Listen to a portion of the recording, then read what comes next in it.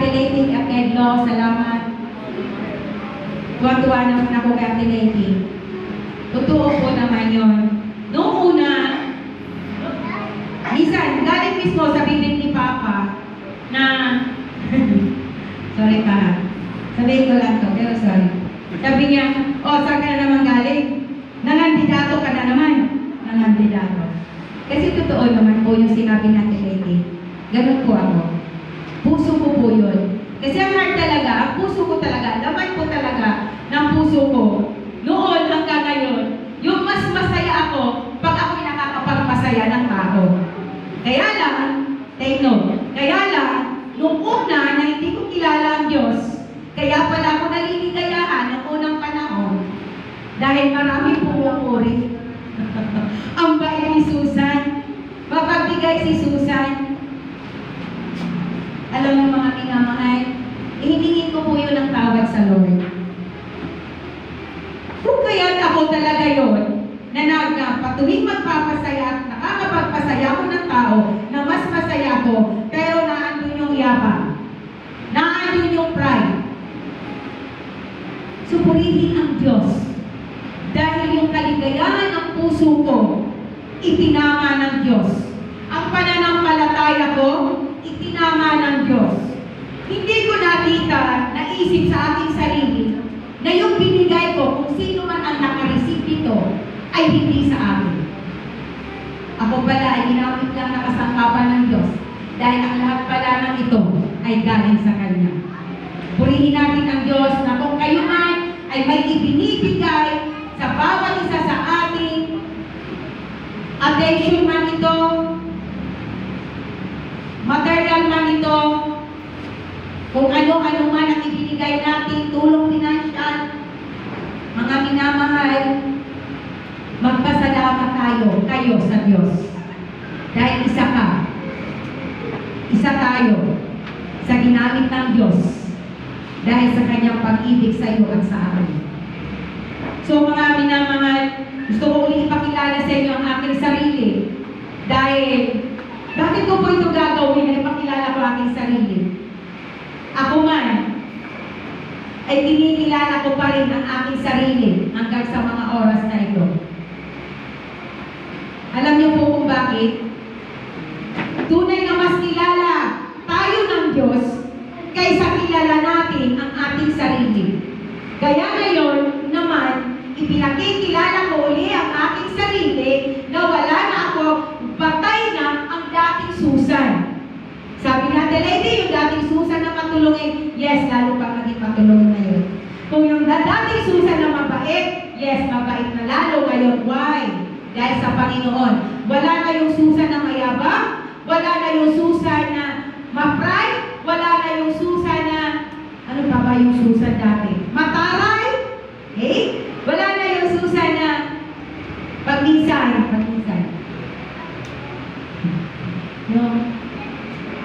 Mas kailangan mo ako kaysa kailangan kita. Wala na yung Susan na yun. Patay na yun. Yan. Nangyari po yun. Alam niyo po ba kung bakit? Minsan, sa isang in-laws ko din. Sorry. Ano, in-laws din ba tawag doon sa English? Yung bilas? Tama ba? Ano ba? Ano ba kayo yung in-laws? Tama.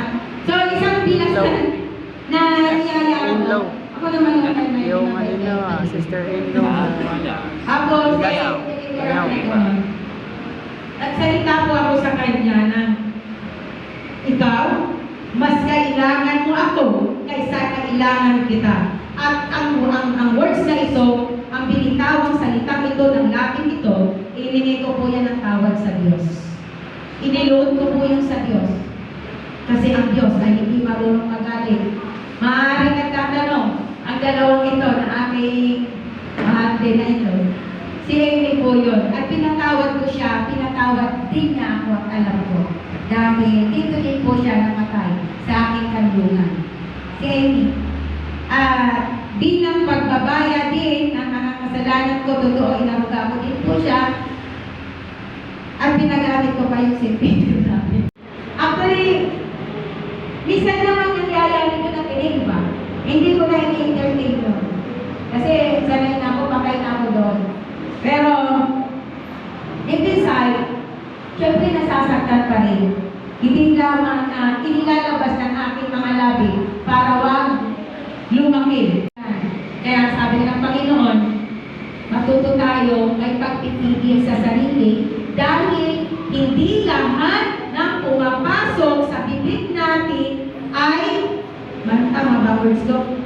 Hindi ang pumapasok sa bibig ang masama, sapagkat ito ay idinodumi. Ang lumalabas sa bibig natin, iyon ang nagpapasama sa tao dahil ito yung laman ng puso niya.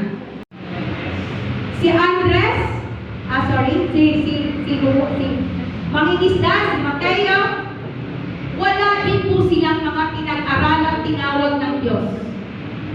Pero nung nagsalita na sila sa tao, sa kapulungan, kagaya ko, hindi ako naniniwala na hindi ka graduate ng college. O ha? Maraming tao nagsasabi sa akin ng ganyan.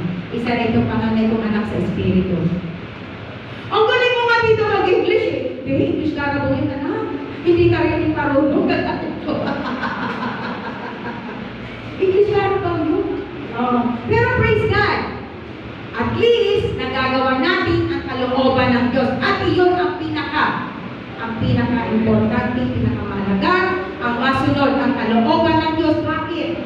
Sapagkat tayo lahat, kagaya po ng pangangaral ng Diyos sa palingki kahapon, sa Kawikaan, chapter 14, verse 17, tama po ba? Ang pagsunod sa Panginoon na may paggalang ay may bukal ng buhay. Simpleng-simple.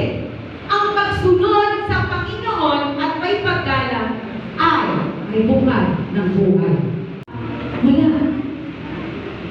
Pwedeng magkasakit. No. Pwedeng magkasakit. Katawan lang ito, katawang lupa ito. Nilalagyan ng kung ano-anong mga bagay pagkaraya, pagdilin natin sa tanas.